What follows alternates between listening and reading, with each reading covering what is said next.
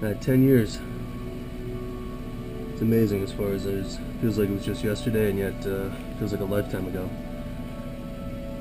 And here I am looking at negatives that I haven't looked at in 10 years. As far as right when the towers fell, there was a moment of chaos. I mean, you could see people, in a sense, sort of losing their mind. You know, what happened, running around, not knowing what to do. My job is to not run away, but to run in, get in the middle of it and document it so that the world can see what has happened. And families can see, loved ones can see what has happened. Wow. When I went through these, it was literally the night of, about 9 o'clock, and finally the post got a hold of me and said I had to come in to get my work in. Came in and I was still covered in dust, skin was still, you know, really burning, and did a quick edit. And I haven't gone back to him since. You know, it's 10 years later, and I wish I'd done this a long time ago, but I don't know. 10 years ago, this is where it started for me, 107th and Broadway.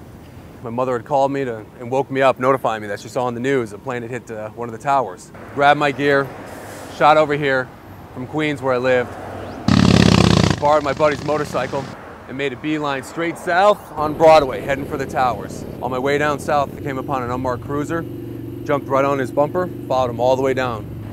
Dumped the bike a couple blocks in from there, jumped off, started running directly south towards the towers. This day changed a lot of people's lives, obviously, forever. You know, I can say how it changed mine. I'd only been doing photography professionally for only a couple years at this point, so I was still new. It cemented my path as far as pursuing photojournalism. It's unbelievable. I mean, what a fantastic, this is beautiful. It's been sitting, never been seen. It was tough, you know, you're trying to shoot in that environment. I mean, the smoke was so thick. The wind would change directions, the smoke would clear, and then all of a sudden you would just see in utter clarity a pile of rubble and the massiveness of it, just in utter destruction. I mean, there was nothing left. I'm jumping, you know, beams, these massive steel beams sticking out. I just piles. You know, I mean, it felt like the whole world had just been destroyed. But you know, I mean, the firefighters, you know, and NYPD officers, I mean, they got to it. This was the first chain of rescue was getting up into the pile, you know, and looking for any survivors.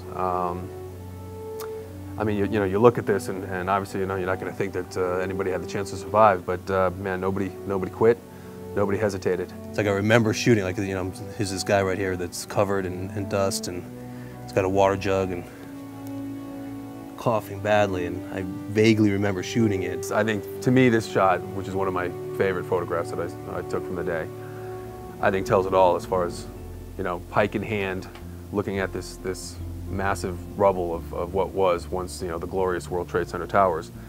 And this is firefighter Matthew Long. And, you know, just looking at it and saying, hey, you know what, not quitting. You know, it's time to go to work. A lot of it, though, going through it, it does bring back, I do remember. Wow. This is a firefighter, Mike Bellatoni, out of Staten Island, and he came across on the ferry.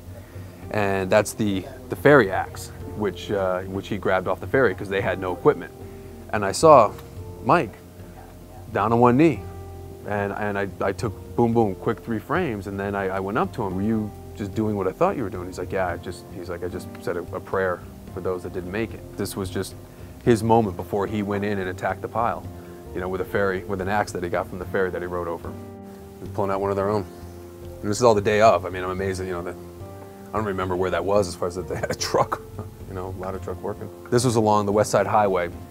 There were other firefighters around, but he just kind of found this little spot and you know, needed a moment to himself, I believe. This was shortly after, you know, these firefighters that had found one of their brothers. The courage of that day and the bravery of that day, you know, it's stuff of myth and legend. I remember there was a firefighter that was slumped over, sitting by himself.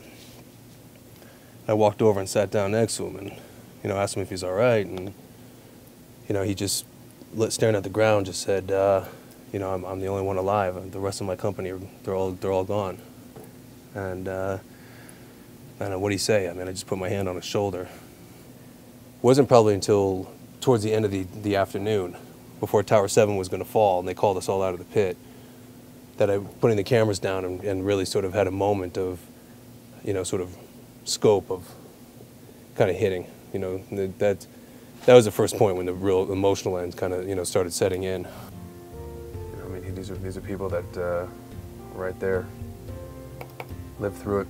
I'm blessed to have been there and have been a part of it, and to see, you know, Americans just, you know, not quitting. You know, I want to put a whole new, just a massive edit work up on my site and make it available to be seen by the public. You know, I mean, these are images that have never been seen before. It's a crack.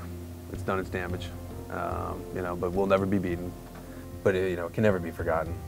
I think it's important when the 9/11 museum opens up downtown. I think it's important for parents to take their children there, and no matter how bad and no matter what you throw at us, you know, we will not stop.